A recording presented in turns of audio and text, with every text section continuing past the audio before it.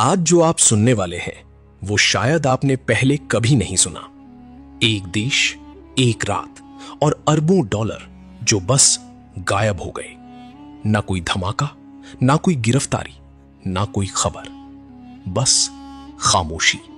और उस खामोशी के पीछे छुपी है एक ऐसी कहानी जो दुनिया के सबसे बड़े फाइनेंशियल स्कैम्स में से एक है, लेकिन जिसे आज तक किसी ने पूरा नहीं बताया। तो बैठिए, ध्यान से सुनिए, क्योंकि जब तक ये कहानी खत्म होगी आप खुद सोचने पर मजबूर हो जाएंगे कि आखिर सच क्या था। साल था 2018।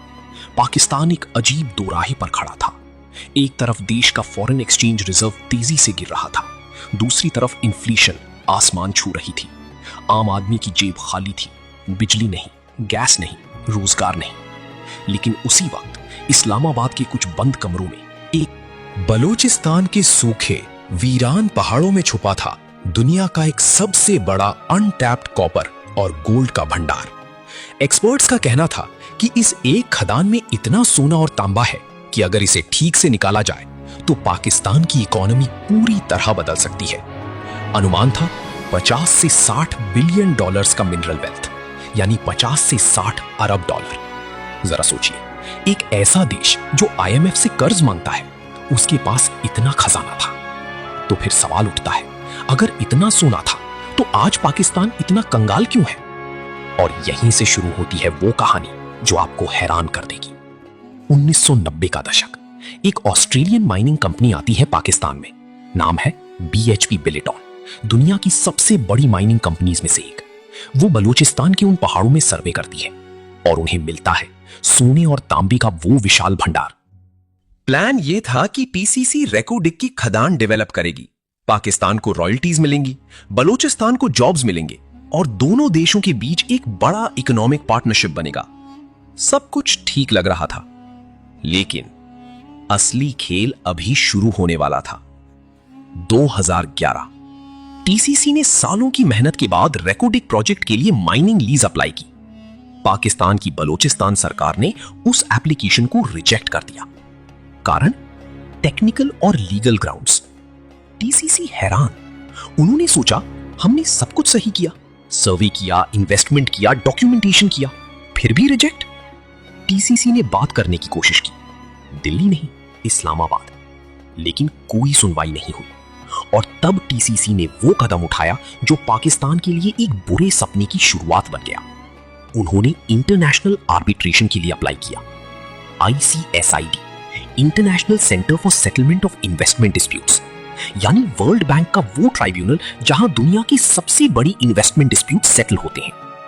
अब सोचिए, एक तरफ था पाकिस्तान जो कह रहा था हमने सब कुछ लीगल तरीके से किया, दूसरी तरफ था टीसीसी जो कह रहा था हमारे साथ बिलियंस की इन्वेस्टमेंट के बाद धोखा हुआ। और बीच में था दुनिया का सबसे बड़ा माइनिंग खजाना। यह केस चला, सालों तक चला, और फिर 2019 में आया वो फैसला जिसने पूरी दुनिया को चौंका दिया। ICSID ने पाकिस्तान के खिलाफ फैसला सुनाया। पेनल्टी $5.97 बिलियन, यानी करीब 6 अरब डॉलर। पाकिस्तान की पूरी साल की टैक्स कलेक्शन का एक बड़ा हिस्सा एक झटके में। रुकिए, क्योंकि यहां एक सवाल उठता है जो शायद आप पूछना चाहते थे। पाकिस्तान सरकार ने टीसीसी की एप्लीकेशन रिजेक्ट क्यों की? आखिर क्या था उस रिजेक्शन के पीछे? यहीं आता है वो ट्विस्ट जो इस पूरी कहानी को एक साधारण बिजनेस डिस्प्यूट से उठाकर $1 बिलियन मिस्ट्री बना देता है।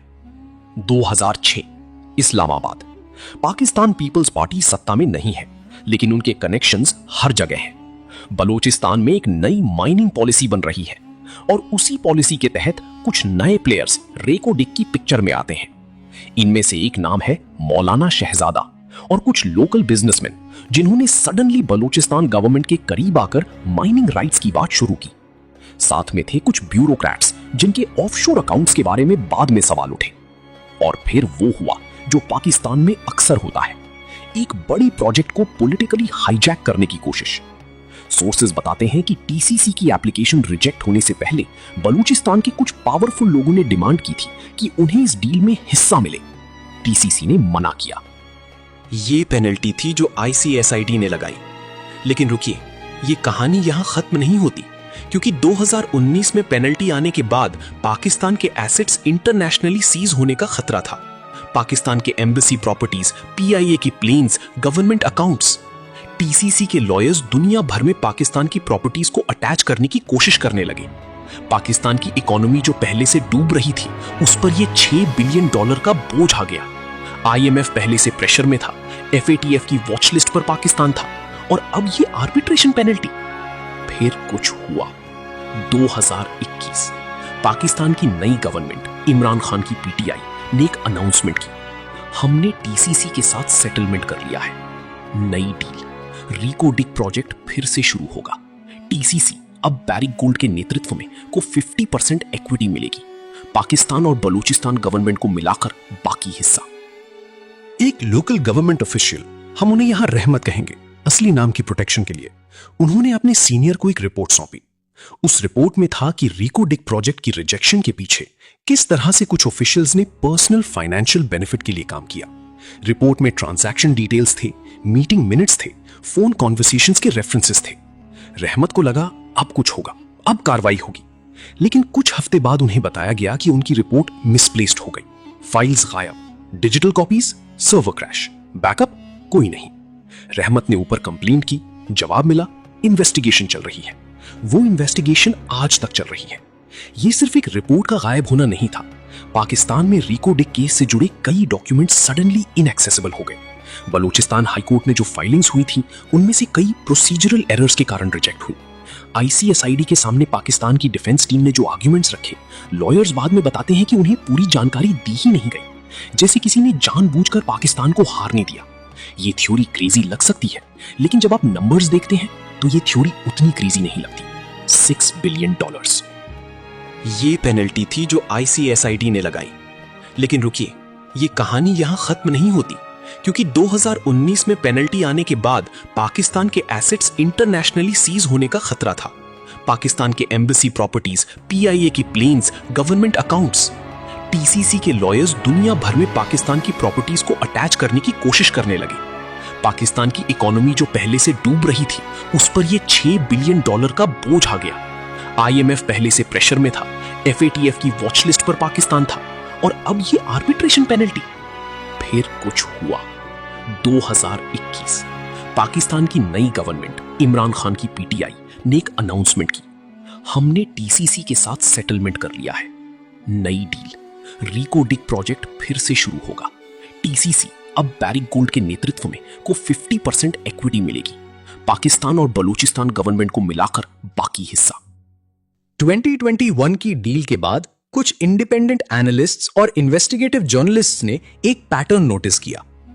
रिको डिक प्रोजेक्ट की ओरिजिनल रिजेक्शन के आसपास जिन बलूचिस्तान ऑफिशियल्स ने काम किया था, उनमें से कुछ के रिलेटिव्स के नाम ऑफशोर अकाउंट्स में आने लगे। पानामा पेपर्स में पाकिस्तान से 400 से ज्यादा नाम थे, पैंडोरा पेपर्स में और भी। इनमें से कुछ नाम डायरेक्टली या इनडायरेक्टली बलूचिस्तान गवर्नमेंट से जुड़े थे। कोई प्रूफ नहीं कि रिको डिक का पैसा इन अकाउंट्स में गया, लेकिन timing suspicious, amount suspicious, connections suspicious. एक और angle, China. CPEC, China Pakistan economic corridor. 2015 से 2018 के बीच पाकिस्तान में चाइनीज इन्वेस्टमेंट का एक बड़ा वेव आया। कुछ एनालिस्ट्स का मानना है कि रिको डिक प्रोजेक्ट को इसलिए ब्लॉक किया गया क्योंकि कुछ पावरफुल प्लेयर्स चाहते थे कि ये खदान वेस्टर्न कंपनीज को ना मिले। अगर रिको डिक टीसीसी को मिलती तो ऑस्ट्रेलिया, कनाडा, चिली का इसमें स्टेक होता, लेकिन अगर प्रोजेक्ट स्टक रहती तो फ्यूचर में दूसरे ऑप्शंस खुल सकते थे। ये थ्योरी ऑफिशियली कहीं नहीं है, लेकिन जियोपॉलिटिक्स में ये सब होता है, और पाकिस्तान में तो बहुत कुछ होता है जो ऑफिशियली कहीं नहीं होता। अब आते हैं उस सवाल पर जो सबसे इंपॉर्टेंट है, पैसा गया कहां? $6 बिलियन की पेनल्टी में से कुछ इवेंचुअली सेटल हुआ नई डील में। लेकिन बीच के 10 साल में पाकिस्तान ने जो इकोनॉमिक डैमेज झेली, वो किसने झेली? आम आदमी ने। बलूचिस्तान के वो लोग जिन्हें जॉब्स मिल सकती थी रिको डिक से, वो आज भी बेरोजगार है। पाकिस्तान जो फॉरेन इन्वेस्टमेंट अट्रैक्ट कर सकता था, वो इन्वेस्टर कॉन्फिडेंस टूट गया, और जो लोग इस पूरे खेल के पीछे थे, अगर वो थे, वो आज भी सेफ है, क्योंकि डॉक्यूमेंट्स गायब है, विटनेसेस चुप है, और मीडिया को और बड़े स्कैम्स कवर करने हैं। लेकिन कहानी यहां भी खत्म नहीं होती। 2022 इमरान खान गवर्नमेंट गई, नई गवर्नमेंट आई शहबाज शरीफ की। रेकोडिक डील को लेकर फिर से सवाल उठे, क्या टर्म्स फेयर है? क्या पाकिस्तान को सही हिस्सा मिल रहा है? ऑपोजिशन ने कहा यह डील देश के साथ धोखा है। गवर्नमेंट ने कहा यह देश को बचाने की कोशिश है। बैरिक गोल्ड ने कहा हम इन्वेस्ट करने के लिए तैयार हैं। और बलूचिस्तान के लोगों ने कहा हमें कुछ नहीं मिलेगा, पहले भी नहीं मिला, अब भी नहीं मिलेगा। आयशा, क्वेटा की एक यंग वुमन, इंजीनियरिंग ग्रेजुएट। उसका सपना था कि रेकोडिक प्रोजेक्ट शुरू होगा, माइनिंग सेक्टर में जॉब्स आएंगी, वो अपनी होम टाउन में काम करेगी। वो स्टोरी 2018 में सुन रही थी। डील हो गई, प्रोजेक्ट शुरू होगा। 2020 में थोड़ा और इंतजार। 2022 में नेगोशिएशंस चल रही हैं। 2024 में आयशा कराची में एक छोटी सी प्राइवेट कंपनी में काम कर रही है, बलूचिस्तान से बहुत दूर। वो कहती है मैंने उम्मीद छोड़ दी। रेकोडिक का सोना शायद किसी और के लिए है, हमारे लिए नहीं। आयशा की कहानी कोई एक्सेप्शन नहीं है। बलूचिस्तान के हजारों एजुकेटेड यंग लोगों की यही कहानी है। एक खजाने के ऊपर बैठे हैं और भूखे हैं। अब वो हिस्सा जो आपको सबसे ज्यादा हैरान करेगा, रेकोडिक अकेला नहीं है। पाकिस्तान में ऐसे कितने प्रोजेक्ट्स हैं जो शुरू हुए, रुक गए और पैसा कहां गया किसी को नहीं पता। Karachi circular railway, billions invest हुए, प्रोजेक्ट अधूरा। Neelam Jhelum hydro power project, cost estimate से 3 गुना ज्यादा खर्च हुआ, इरेगुलरिटीज की आरोप। एलएनजी टर्मिनल डील्स, ऑपोजिशन ने घोटाला। रेकोडिक प्रोजेक्ट SIFC के प्रायोरिटी प्रोजेक्ट्स में था, लेकिन एनालिस्ट्स ने सवाल उठाया, क्या यह बॉडी एक्चुअली ट्रांसपेरेंट है? क्या इसके डिसीजंस पब्लिकली स्क्रूटनाइज होते हैं? जवाब था नहीं। SIFC की मीटिंग्स क्लासिफाइड है, डिसीजंस की डिटेल्स पब्लिक नहीं होती। और जब बिलियंस ऑफ डॉलर्स की डील्स बंद कमरों में होती हैं, तो खेल होने की संभावना हमेशा रहती है। दुबई, अगर पाकिस्तान के फाइनेंशियल स्कैम्स को एक सिटी से कनेक्शन है तो वो है दुबई। UAE पाकिस्तान के सबसे बड़े ट्रेडिंग पार्टनर्स में से है, लेकिन दुबई एक और चीज के लिए भी जाना जाता है, रियल एस्टेट में opaque investments, shell companies, offshore money parking. Pakistan के कई बड़े नाम, पॉलिटिशियंस, बिजनेसमैन, ब्यूरोक्रेट्स दुबई में प्रॉपर्टीज रखते हैं। रेकोडी केस से जुड़े कुछ ऑफिशियल्स के फैमिली मेंबर्स के दुबई कनेक्शंस के बारे में रूमर्स थे। प्रूफ नहीं, पैटर्न हां। और अब वो सवाल जो आपके दिमाग में जरूर आ रहा होगा, अगर ये सब हो रहा था तो कोई रोक क्यों नहीं रहा था? नैब, नेशनल अकाउंटेबिलिटी ब्यूरो, पाकिस्तान की एंटी करप्शन बॉडी, उन्होंने रेकोडी केस में कुछ इंक्वायरी शुरू की 2012 में, 2015। और रेकोडिक जैसे केसेस जहां हर पार्टी के हाथ किसी ना किसी तरह से इन्वॉल्व हो, वो फाइल्स ठंडे बस्ते में चली जाती हैं। 2024 बैरिक गोल्ड ने अनाउंस किया कि रेकोडिक प्रोजेक्ट की डेवलपमेंट शुरू होगी। इन्वेस्टमेंट पोटेंशियली $10 बिलियन से ज्यादा। पाकिस्तान ने इसे सेलिब्रेट किया। फाइनली बलूचिस्तान का खजाना खुलेगा। लेकिन बलूचिस्तान के लोगों में उत्साह कम था। BNP, बलूचिस्तान नेशनल पार्टी ने कहा कि इस डील में बलूचिस्तान के लोकल लोगों का हिस्सा पर्याप्त नहीं है। यह खदान हमारी जमीन में है, लेकिन मुनाफा हमें नहीं मिलेगा।